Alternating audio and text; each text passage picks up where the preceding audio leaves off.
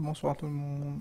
Euh, Ce soir, je décide de faire un petit tuto sur quelque chose qui est assez important pour moi, que ce soit dans le domaine de la photo ou dans d'autres domaines, hein, pas forcément la photo, ça peut être dans l'informatique et tout. Donc du coup, prenons pour exemple la photo, puisque c'est le sujet principal. On sait tous que c'est une passion coûteuse, ça coûte du temps, de l'argent, de l'énergie. Et c'est beaucoup de temps consacré, beaucoup d'argent dans le matériel. Et le matériel est comme beaucoup le savent, c'est un matériel très précieux pour nous. Mais je pense qu'il y a quelque chose d'encore plus précieux, c'est ce qu'on ramène à la fin de la journée sur notre carte mémoire, c'est-à-dire les photos. Et du coup, si on fait des photos et qu'au final on, on les perd, ça peut bien arriver, ça m'est déjà arrivé, je vous le souhaite pas. Et on a vraiment envie de taper sur le matériel, quoi. Donc du coup, je vais vous présenter un petit peu une solution à ça. C'est une stratégie de sauvegarde. Du coup, je vais vous présenter ma solution à moi, comment je le fais. Voilà. Alors moi, ma solution, je vous la présente de suite.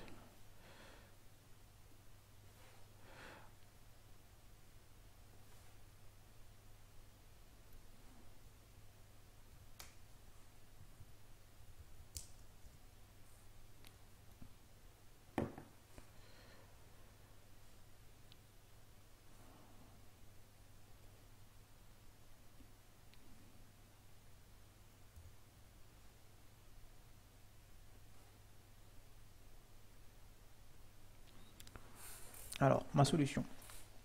Ma solution, c'est que j'ai mon disque système ici, hein, mon disque C. Voilà.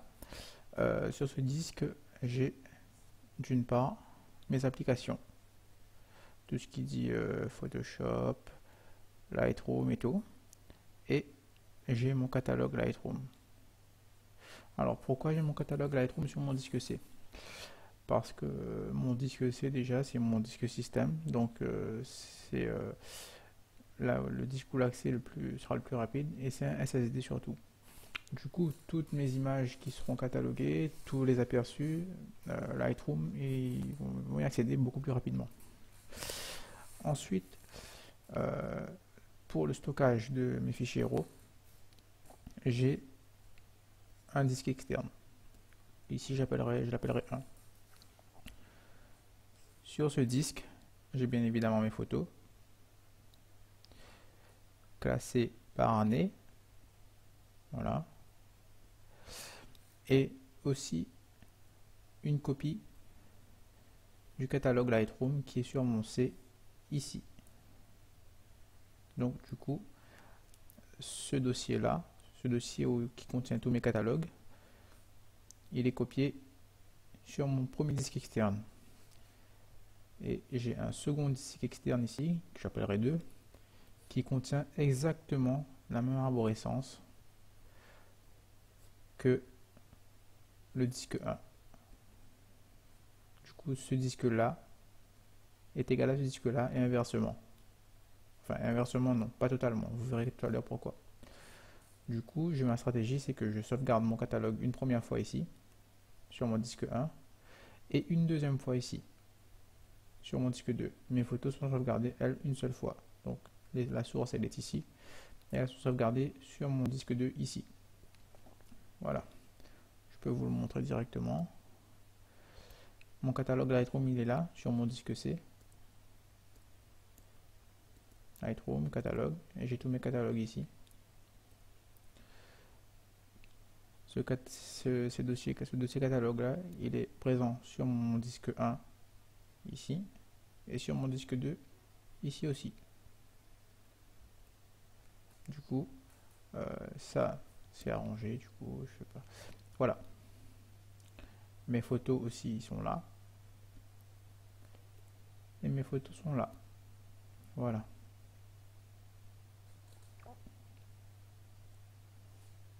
Je vais fermer ça. Ensuite, du coup, comment est-ce que je procède? En fait, j'utilise un logiciel de backup ce serait plutôt un logiciel, oui, c'est plutôt un logiciel de backup que de synchronisation. La synchronisation et le backup, c'est quoi la différence? Le backup, c'est de la sauvegarde pure. La synchronisation, c'est que j'ai mon dossier A qui va être synchronisé avec mon dossier B. Ça veut dire que si je pose une photo dans mon dossier A, il va se retrouver dans le dossier B. Si je le supprime dans le dossier A, ça va le supprimer dans le dossier B. C'est ça la synchronisation. Le backup, c'est si je pose la photo dans le dossier A, il va se retrouver dans le dossier B. Si je la supprime du A, il ne sera pas supprimé du B. C'est tout l'intérêt de la sauvegarde. Si par mégarde mon disque dur 1 il perd toutes ses photos, lors de la synchronisation, il va effacer les photos sur le disque 2. C'est bête de faire la synchronisation, quoi, du coup. Voilà, ma stratégie de sauvegarde, c'est un logiciel qui s'appelle Cobian. Cobian Backup. Et en fait, je vais vous expliquer un petit peu le principe de ce logiciel. On va voir deux gros points. C'est les listes et les tâches. Alors, en fait, la liste, c'est un outil qui nous permet de créer plusieurs tâches et ensuite sauvegarder ces tâches pour pouvoir les lancer automatiquement. Et on peut aussi exécuter toutes les tâches qui sont contenues dans cette liste. Et les tâches, justement, elles, ce sont les actions qu'on va faire sur nos données. Alors, une première liste est automatiquement créée. Je vais vous montrer comment la sauvegarder. Donc, je fais une liste. Je fais la première fois qu'on ouvre le logiciel, voilà, j'ai une liste pré-créée. Je fais sauvegarder la liste sous. Là, je vais mettre sur le bureau pour que vous voyez bien. Je vais l'appeler tuto. Ma liste, elle est là. Et du coup, dans cette liste, je vais créer une ou plusieurs tâches. Alors, pour créer une tâche, c'est simple. Je fais tâche, nouvelle tâche. Et c'est là qu'on viendra paramétrer toute notre sauvegarde, en fait. Par exemple, là, on veut sauvegarder nos photos. Photo, par exemple, on l'appelle photo. Groupe. Bon, moi, je ne mets pas forcément de groupe, je l'active. J'inclus les sous-répertoires, ce qui est très important. Parce que forcément, vos photos, ils sont classées par dossier et sous-dossier. Du coup, il faut les inclure. Créer des sauvegardes séparées en utilisant les eurodatages. Alors ça, moi, je ne le coche pas. Puisqu'en fait, pour vous expliquer, c'est cette option, quand vous allez faire une sauvegarde, par exemple, le 1er janvier, avec 1 giga de photos, et que vous refaites une autre sauvegarde le 5, et entre-temps, vous avez rajouté des photos dans votre dossier, il va créer un deuxième dossier avec la date de la sauvegarde et les photos que vous avez uniquement rajoutées ou une sauvegarde complète suivant l'option qu'on verra en bas. Du coup, c'est un petit peu embêtant quand, imaginons, vous perdez votre disque, que vous voulez vous reprendre sur votre sauvegarde, vos fichiers seront éparpillés par date de sauvegarde et c'est pas chouette du tout. Utiliser la logique des attributs des fichiers, je sais pas trop. Cocher l'attribut archive A, les fichiers sont utilisés pour faire de copier là. Je sais pas trop ce que c'est. Utiliser le service volume shadow copy. Ça aussi je le coche parce qu'en fait le volume shadow copy c'est pour pouvoir permettre la sauvegarde même quand votre disque il est utilisé. Ça veut dire que si vous êtes en train de travailler sur Lightroom, vous avez une sauvegarde de prévu, il va quand même lancer la sauvegarde même si votre catalogue il est ouvert, même si vous êtes en train de travailler sur un fichier RAW. Et ensuite, troisième point, le type de sauvegarde. Vous avez la sauvegarde complète, incrémentielle, différentielle et factice. Factice, je ne sais même pas pourquoi est-ce qu'ils l'ont fait, vu que c'est factice.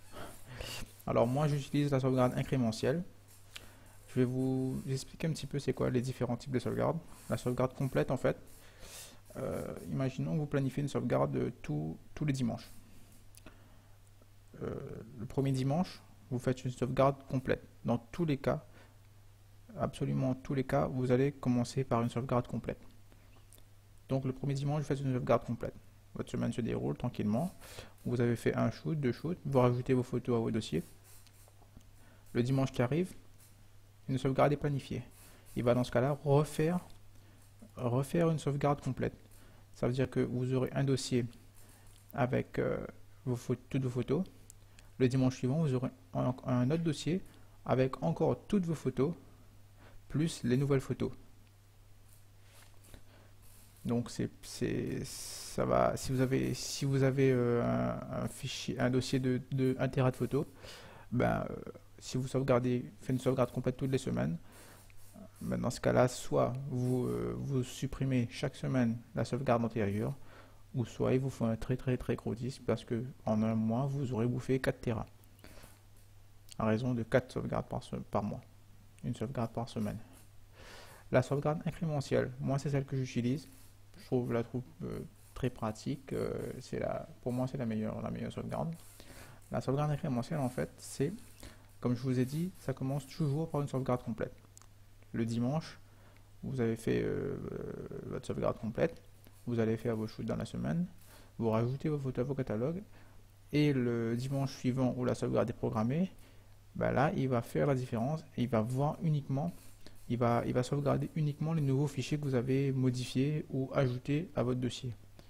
Et du coup, votre répertoire, votre disque 1, il fera toujours la même taille que votre disque 2. Donc c'est pour ça que je vous dis, moi c'est celle que j'ai choisie. J'ai besoin qu'à chaque fois que je rajoute mes photos dans mon disque A, ça se copie automatiquement dans mon disque 2. Du coup, là, j'ai pas à toucher, j'ai juste à copier mes photos comme j'ai toujours eu l'habitude de le faire. La sauvegarde différentielle, c'est un petit peu différent de la sauvegarde incrémentielle. C'est qu'elle va faire exactement ce que la sauvegarde incrémentielle le fait, mais comment vous expliquer ça? Elle va sauvegarder voilà, tous les fichiers modifiés depuis la dernière sauvegarde complète. Imaginons que vous avez fait une sauvegarde le premier dimanche du mois. Vous faites une sauvegarde différentielle. La première sauvegarde, premier dimanche du mois, c'est une sauvegarde complète. Le deuxième dimanche, il va faire une sauvegarde de tous vos fichiers ajoutés ou modifiés depuis le premier dimanche. Jusque-là, pas de souci. Le troisième dimanche, il y a encore la sauvegarde différentielle qui est planifiée. Et bien là, du coup, il va faire la différence sur la sauvegarde de la première fois, vu que c'était uniquement cette fois-là que vous avez fait une sauvegarde complète. Du coup, c'est entre l'incrémentiel et la complète, puisque du coup, pour moi, enfin au niveau gain de place, je parle, c'est le fait qu'il va sauvegarder en doublant les données, et du coup, ça perd de la place, et aussi pour restaurer ces données-là après, il faudrait que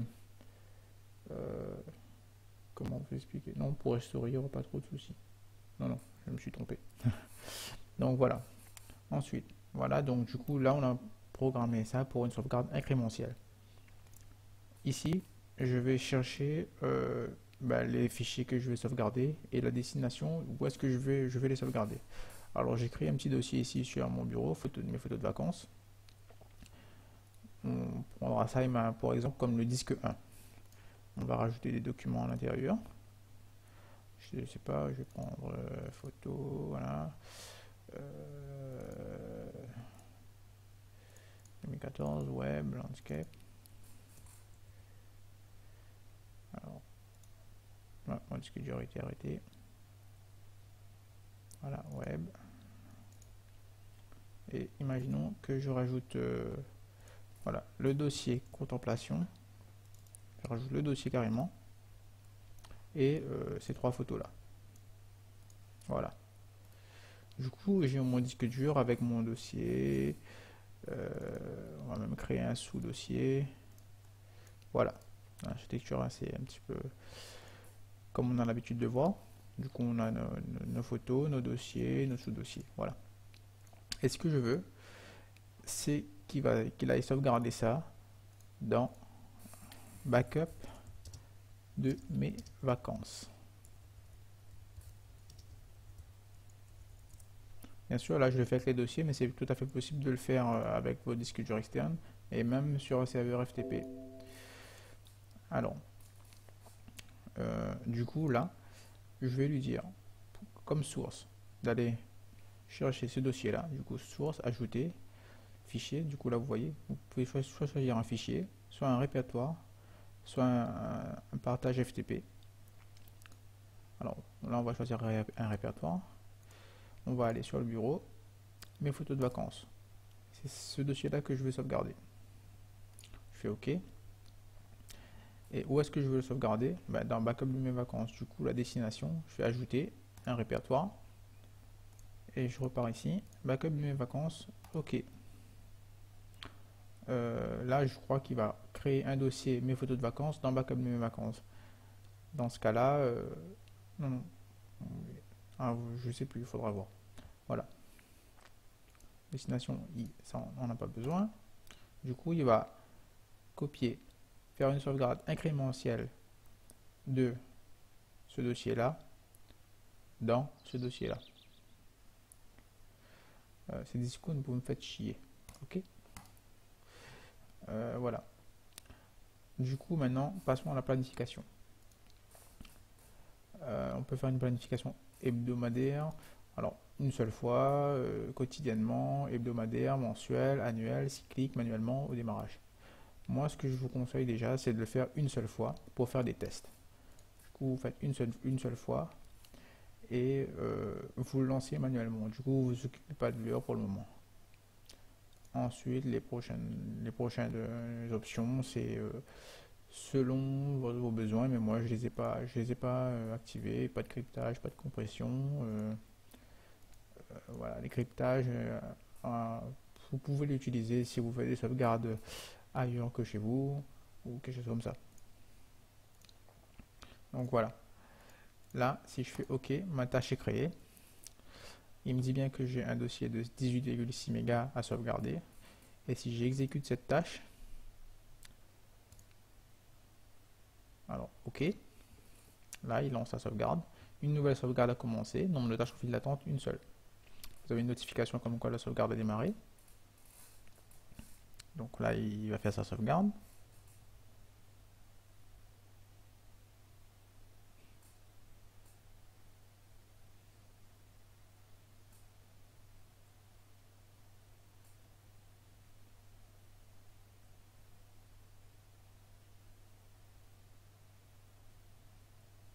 S'il veut bien démarrer le service volume shadow copier.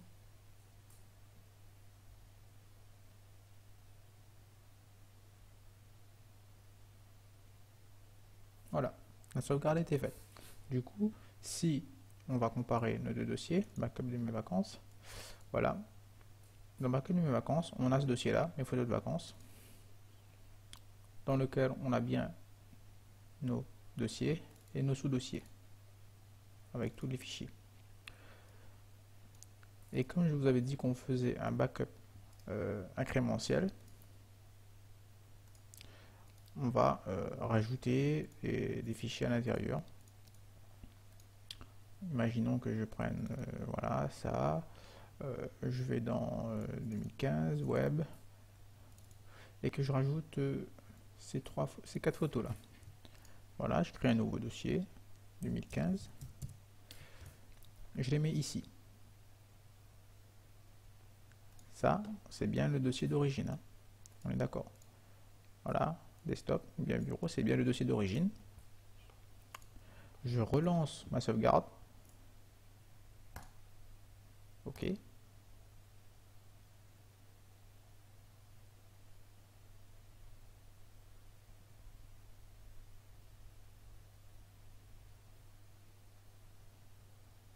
La sauvegarde est terminée. On a bien le rajout de ces photos là uniquement. Voilà, il a traité, alors pour la preuve, hein, la sauvegarde fait pour la tâche photo, donc notre tâche est là, sans erreur, dossier traité 10, fichier sauvegardé 4. On a bien uniquement 4 fichiers. Il a pris en compte uniquement ces fichiers. Du coup, voilà, c'est ça le principe de la sauvegarde incrémentielle. Il y a une option aussi dans les paramètres de la tâche. Donc pour repartir, si vous voulez modifier votre tâche, vous faites clic droit, éditer la tâche. Dans avancer, voilà, tâche en miroir. Alors ça, c'est quelque chose que je ne vous conseille pas de cocher, euh, parce que c'est un peu comme de la synchronisation, comme je vous expliquais tout à l'heure. Si on regarde bien le descriptif, faire une copie exacte de la source, si un fichier de la source est supprimé, le supprime de la destination également. Comme je vous dis, c'est pas recommandé pour un miroir. Du coup, si je vais supprimer un fichier ici, Stillwool par exemple, on voit bien qu'il est là, et que je relance ma sauvegarde, il ne va pas être supprimé ici. Hein. Voilà, la sauvegarde démarre.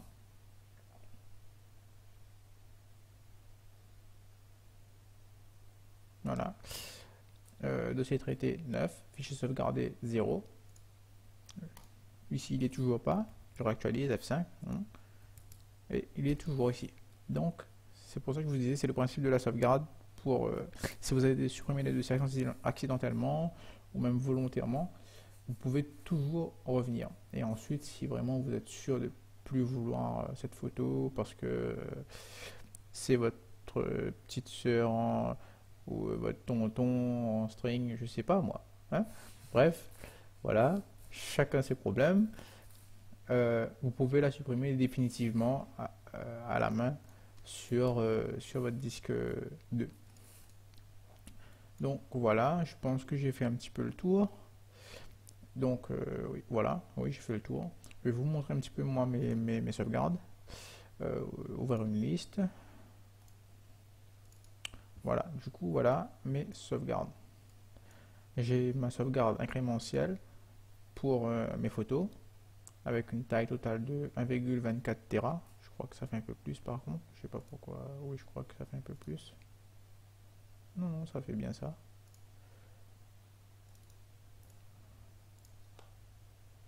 Bref, j'ai pas envie de laisser calculer tout ça. Voilà, 1,24 Tera. Si on regarde ma tâche. Ah, j'ai oublié de vous parler quelque chose. Heureusement que je suis revenu dessus. Planification. Du coup, je vais pas vous le faire. Je vais vous montrer comment ça marche simplement. Hebdomadaire. Du coup, moi, j'ai mes sauvegardes. C'est des sauvegardes incrémentielles et hebdomadaires tous les lundis. Tous les lundis, j'ai mes sauvegardes qui se lancent à 1h du matin. Donc, dès que la semaine commence, je sais que je commence avec une semaine où mes données sont sauvegardées. Du coup, voilà. Voilà. Ce que j'avais fait, moi, du coup, j'ai plusieurs tâches. Hein. Planification, voilà, j'en ai mis une à 2 heures et l'autre à 3 heures. Vous pouvez toutes les mettre à 1 heure. Quand une tâche est terminée, l'autre reprend tout de suite par derrière. Du coup, il n'y a pas de souci à se faire sur les horaires. Vous mettez les trois à la même heure, c'est pas un problème. Donc voilà, j'ai un backup pour mes photos, un backup pour un dossier de timelapse que j'ai pas encore traité, et un backup pour mes catalogues Lightroom. Sachant que ce backup de catalogue Lightroom, si vous avez bien suivi, j'ai déjà fermé mon process de sauvegarde, il va sauvegarder mon catalogue Lightroom 2 fois, c'est-à-dire du disque C vers le disque A vers encore le disque 2. Du coup, si vous faites éditer la tâche, fichier, on voit bien qu'il sauvegarde cette source-là, catalogue, donc une seule source, et il va sauvegarder cette même source en 2 fois sur mon premier disque et sur mon deuxième disque. Donc voilà, c'est comme ça que je sauvegarde, je fais un doublon de ma sauvegarde en fait. C'est pas la sauvegarde du C qui va sur le 2 et le 2 qui va sur le C, comme je vous l'ai dit tout à l'heure, je me suis trompé. C'est la sauvegarde du C qui va à la fois sur le E et sur le I. Donc sur le 1 et sur le 2 à la fois. Ça veut dire que si sur mon C, quand je copie sur le 1, s'il y avait une erreur de copie, ça ne serait pas répercuté sur le 2 puisqu'il reprend directement à la source. Donc voilà, je pense que c'est à peu près tout ce que j'avais à vous dire sur la sauvegarde. J'espère que ça va vous être très utile. J'espère que vous allez vous en servir parce que c'est très important. Avant, j'étais assez négligent là-dessus. Mes photos étaient stockées juste sur un disque dur dans mon ordi. Et voilà, c'est tout. Stocké dans un disque dur dans mon ordi. J'ai jamais perdu de photos sur ce disque dur. Enfin, si, j'ai perdu une fois un dossier de photos. C'était juste un dossier d'une nuit de photos. C'était pas toutes mes photos. Du coup, ça m'a bien énervé et j'ai pris la résolution cette fois de le faire pour toutes mes photos, de sauvegarder. Et du coup, je me suis acheté deux disques externes de 4 Tera. Après, ça a un coût, c'est sûr. Mais moi, j'ai préféré cette solution-là. Il y en a qui font le RAID avec un NAS. Le souci pour moi, au niveau RAID, c'est que c'est pas assez rapide. C'est du réseau, du coup, je pense que c'est beaucoup moins rapide que l'USB 3. Du coup, j'ai pris deux disques durs externes en USB 3. Euh, voilà, c'est un coût, mais moi j'en ai eu pour frais de port inclus un disque dur de 4 Tera entre 140 et 150 euros. Voilà, donc ça reste encore assez raisonnable comparé au RAID, au NAS. Ça me fait environ 300 euros pour 8 Tera. Et du coup, 8 Tera en ayant en tout 4 Tera de données réelles, puisque mes 4 Tera sont redupliqués sur les autres 4 Tera. Qu'est-ce que j'avais encore à vous dire? Ben c'est tout. Ouais, ma sauvegarde, le seul petit bémol, c'est que si ma maison prend feu, j'ai tout perdu. Donc, je vais peut-être un jour revenir sur d'autres moyens de sauvegarde, c'est-à-dire sauvegarde externalisée. Euh, c'est le principe de ne pas sauvegarder chez soi, quoi. On a une sauvegarde chez soi et une sauvegarde ailleurs, chez tonton, chez tati, ou dans le cloud, ou qu'importe, mais ailleurs que chez soi. Donc voilà, je vous dis bonne journée ou bonne soirée. Euh, passe le bonjour à la réunion pour moi. Et à bientôt, on nous retrouve